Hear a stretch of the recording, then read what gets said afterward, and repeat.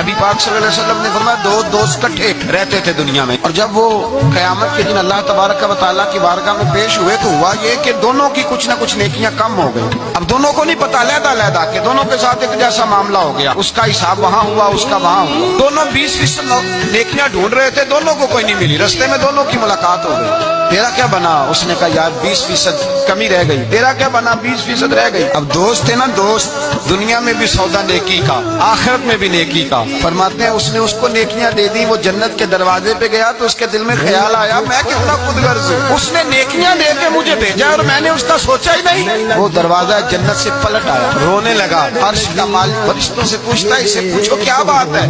اس نے کہا مولا مہربانی کر، میں دنیا میں بھی اس کے ساتھ رہا ہوں، اگر جنت میں بھی ہمیں اکٹھا فرما دے، تیری شان رحمت میں کمی نہیں آئے گی۔ میرے مصطفیٰ کریم فرماتے ہیں اس دوست کی برکت سے اللہ دوسرے کو بھی جنت عطا فرما دے گا۔